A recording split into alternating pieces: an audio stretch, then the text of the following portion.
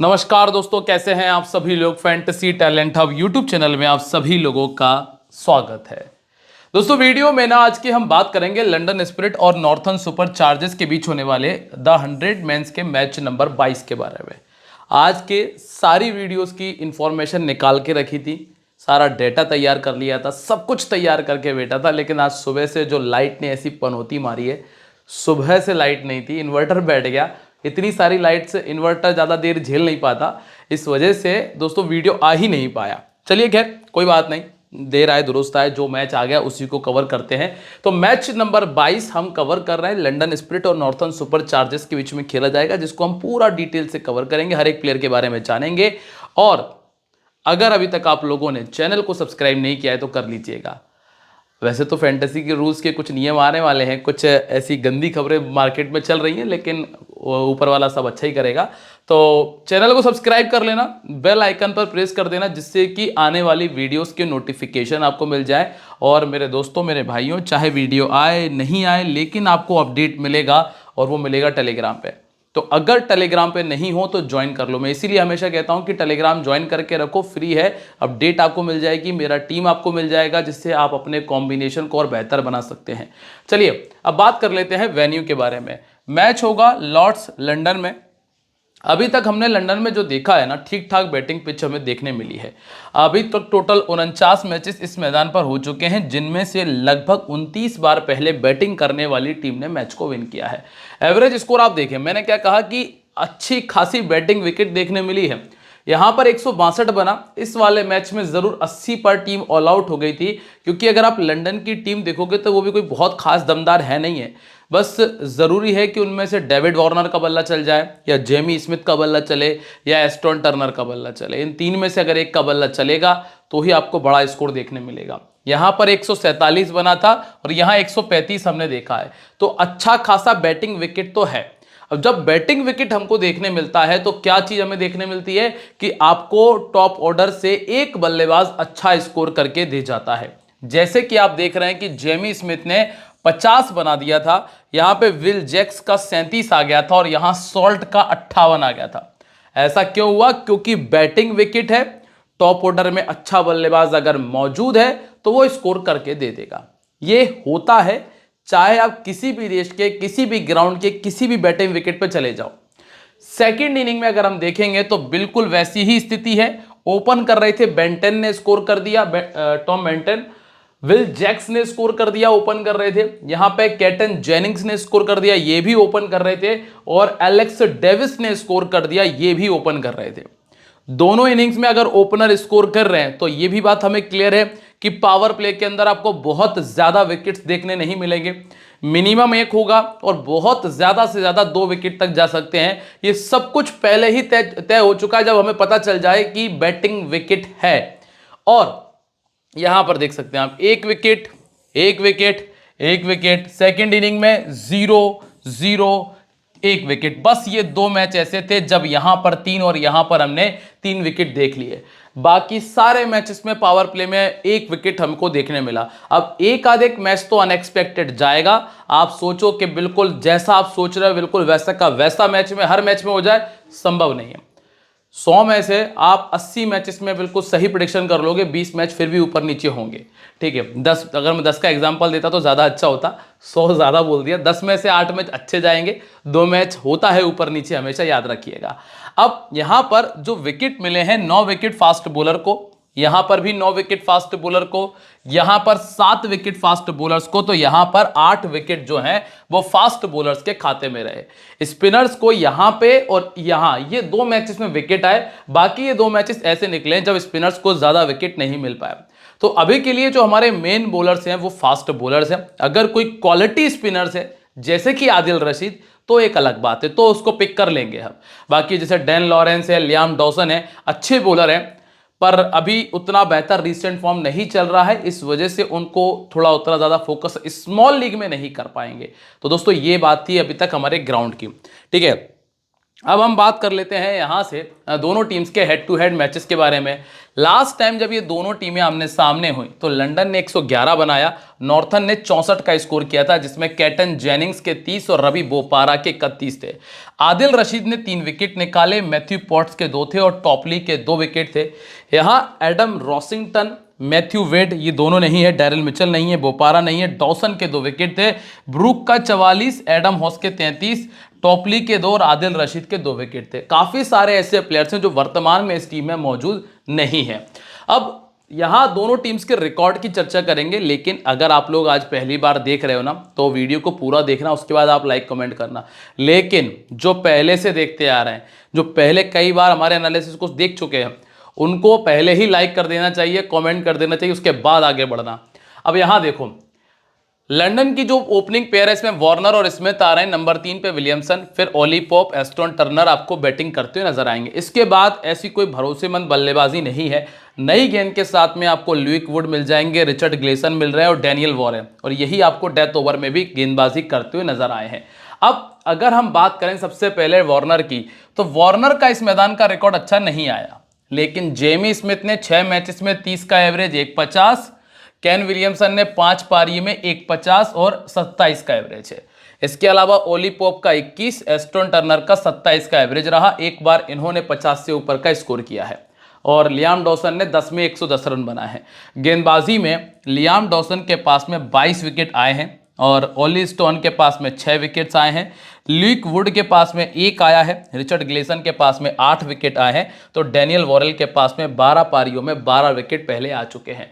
अब जो पहला नाम है डेविड वार्नर का, लगभग 85% लोगों ने टीम में रखा है। कारण यह है स्टार्टिंग की जो 3 पारियां थी वो अच्छी गई हैं, जिनमें 70-70 रनों के स्कोर इन्होंने किया। बाकी ये 2 पारियों में फ्लॉप रहे।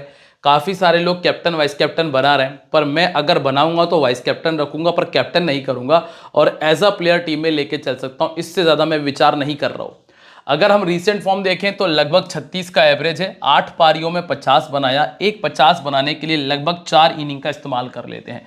अगर टीम पहले बैटिंग करती है तो ज़्यादातर अच्छा खेला है इन्होंने, 6 बार 50 से ऊपर का स्कोर है। क्योंकि इस सीजन की अगर हम बात करें तो 4 में से 3 मैचेस में फ्लॉप हुए हैं पहले बैटिंग करते हुए। जब कोई राइट आर्म फास्ट बॉलिंग इनके सामने आई है तो इन्होंने विकेट फेंका है। 50 गेंदों में 5 बार आउट हो चुके हैं। नंबर 2 पे आपको मिलते हैं जेमी स्मिथ। जेमी स्मिथ का 89% का सिलेक्शन परसेंटेज है, पहले बैटिंग करते हुए 350 है, लेफ्ट आर्म मीडियम के सामने 8 बार आउट हो चुके हैं। अब आप ये देखिएगा जो रिसेंटली इन्होंने बैटिंग की है इंडिया के सामने, कमाल बैटिंग की थी। आखिरी मैच में 0 पर आउट हुए, उससे पहले 50 हुए। पर मैं रिस्क लेकर इनको वाइस कैप्टन बनाऊंगा, क्योंकि जिस तरह का फॉर्म इनका हमने देखा था इंडिया के सामने, उसको अगर दिमाग में रखा जाए तो शॉट्स बहुत सही खेल रहे थे, बैटिंग फॉर्म बहुत अच्छा था, तो मैं वाइस कैप्टन बना सकता हूँ। ठीक है, इसके बाद नंबर 3 पर आपको मिलते हैं केन विलियमसन। अगर नंबर 3 आ रहे हैं तो फिर आपको 30-35 का स्कोर आराम से देंगे। अब ऐसा क्यों है?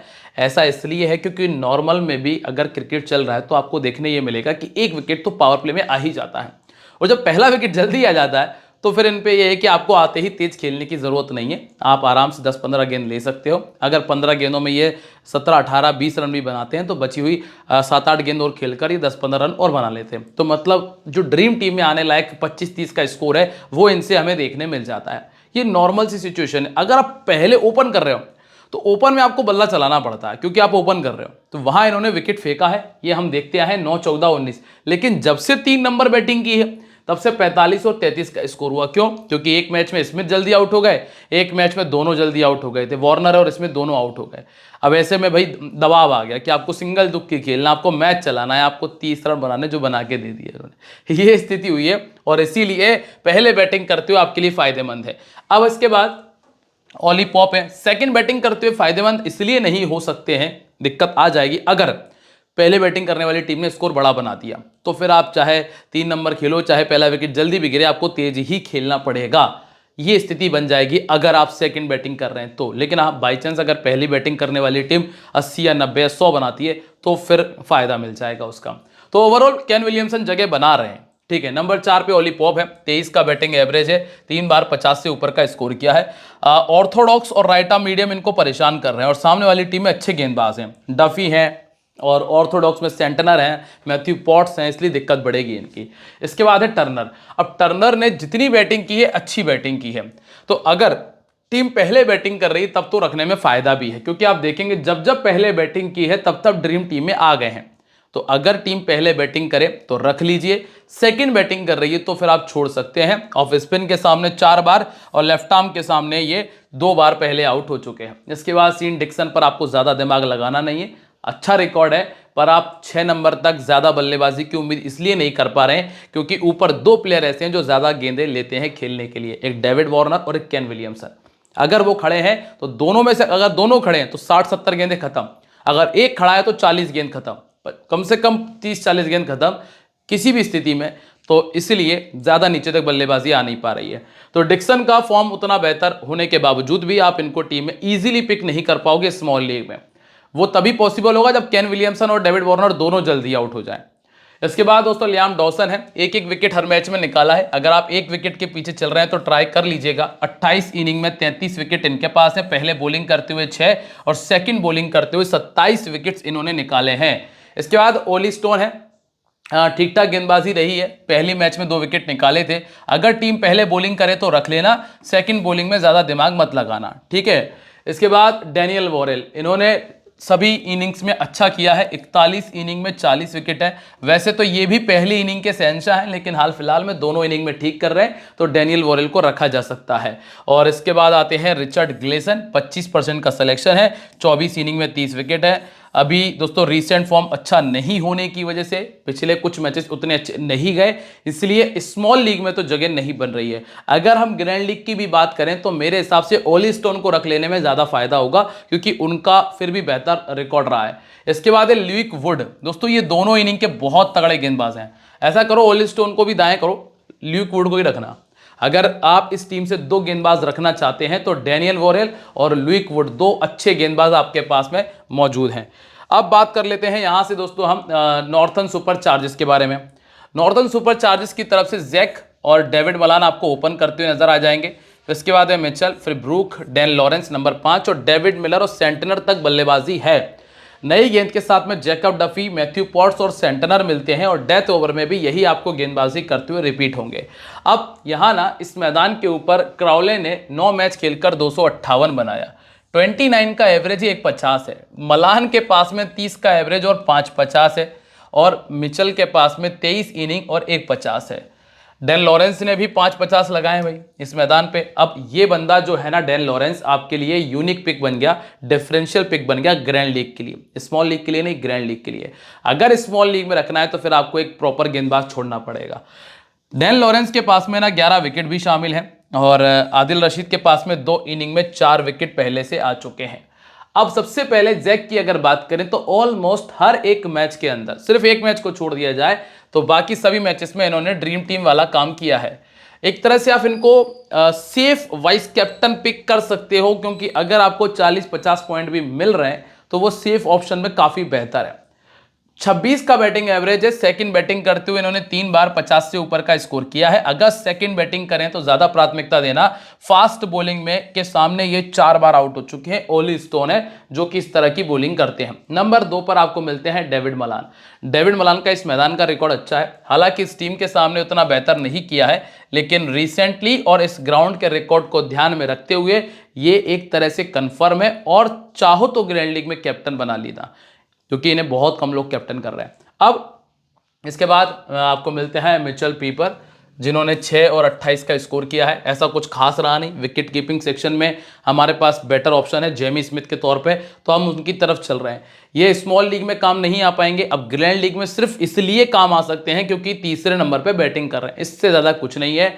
रिकॉर्ड ठीक है, 1929 का रिकॉर्ड भी कोई खतरनाक नहीं है, बस इतना ही है कि नंबर 3 बैटिंग कर रहे हैं। अगर 25-30 कर दिया तो ड्रीम टीम में आ जाएंगे, इससे ज़्यादा कुछ नहीं है। बाकी आप देख रहे हैं कि रिसेंट फॉर्म भी ऐसा कुछ खास रहा नहीं। ऑफ स्पिन, लेग स्पिन परेशान करती है। टर्नर तो गेंदबाजी नहीं करेंगे उतनी ज़्यादा। अब रही बात डॉसन की, जिन्होंने 3 बार आउट किया है, तो एक यही परेशानी बन सकते हैं और ये डॉसन को 1 विकेट मिल सकता है।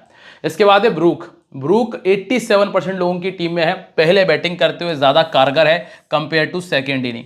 सेकेंड इनिंग में ऐसा रहेगा कि 25, 24 और 11 वाले जो स्कोर आप देख रहे हैं सेकेंड इनिंग के, जिसमें 30 का आंकड़ा टच नहीं हुआ, लेकिन जब पहले बैटिंग की तो 45 और 31 बनाया। तो ये पहले बैटिंग करते हुए ज़्यादा बेहतर है। अगर कैप्टन वाइस कैप्टनसी के पीछे भागने का विचार है तो पहले बैटिंग करते हुए ट्राई करना, सेकेंड में मत दिमाग लगाना, ठीक है। इनको ल्यूक वुड ने 2 बार आउट किया है 32 गेंदों में।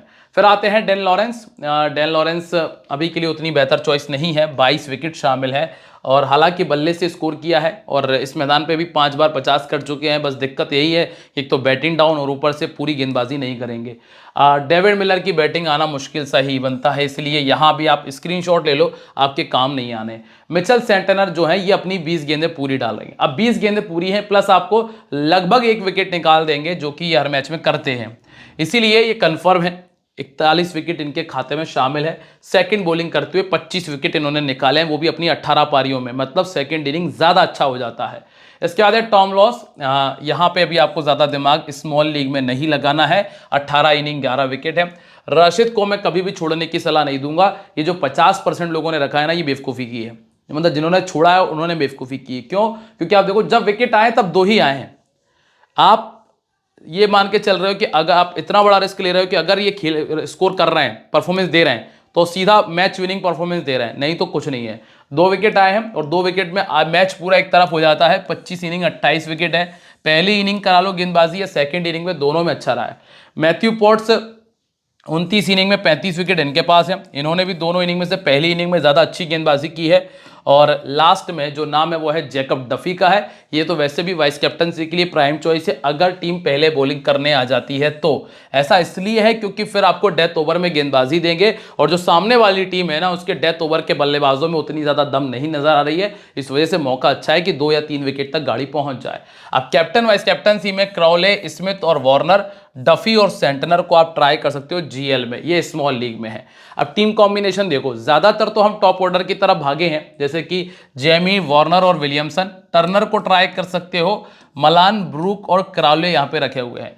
अब अगर रिप्लेसमेंट की बात आती है तो एक मिचेल पेपर है। क्यों है ये मैं ऑलरेडी बता चुका हूं, क्योंकि 3 नंबर पे बैटिंग कर रहा है। रिकॉर्ड से कोई सारोकार नहीं है, रिकॉर्ड गंदा है, बहुत गंदे परफॉर्मेंस चल रहा है। बस अंतर इतना है कि तीसरे नंबर पे बैटिंग कर रहे हैं। अगर गलती से भी 30 बना दिए और 2 कैच पकड़ लिए तो ये 1 साइडेड ड्रीम टीम वाला काम कर जाएंगे।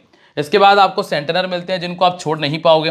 डफी और पॉट्स का रिकॉर्ड अच्छा है। अब रही बात रशीद की, जिनको 50% लोगों ने रखा है और 50% लोगों ने नहीं रखा है, तो अगर आप सिलेक्शन परसेंटेज के बेसिस पे भी काम कर रहे हो तो आप इनको रिप्लेस कर सकते हो ओली स्टोन से या फिर एस्टन टर्नर से। इसके अलावा डेनियल वोरेल तो अच्छा कर रहे हैं। बस यही एक प्लेयर है जिनको आप यहां से रिप्लेस कर सकते हो, ओली स्टोन या एस्टन टर्नर से। और रही बात मिचेल की, तो मिचेल को आप रिप्लेस कर पाओगे क्राउले या मलान में से। इसके अलावा और कोई रिप्लेसमेंट ऑप्शन आपके पास है नहीं। ये सारे के सारे प्लेयर एज इट इज आपको टीम में नजर आएंगे, जीएल में भी। उम्मीद करता हूं कि आपको सब कुछ बेहतर तरीके से समझ में आया होगा। अगर कोई भी फेरबदल करना है तो मैं आपको टेलीग्राम पे बता दूंगा, तो टेलीग्राम पे मेरे साथ रहोगे, सब कुछ क्लियर रहेगा। लिंक डिस्क्रिप्शन और कमेंट सेक्शन दोनों जगह मौजूद है। ध्यान रखें, this game may be habit forming और financially risky, so please play responsibly. मिलते रहेंगे दोस्तों आप लोगों से अपनी अगली वीडियो में, तब तक के लिए बाय। जय हिंद, जय महाकाल।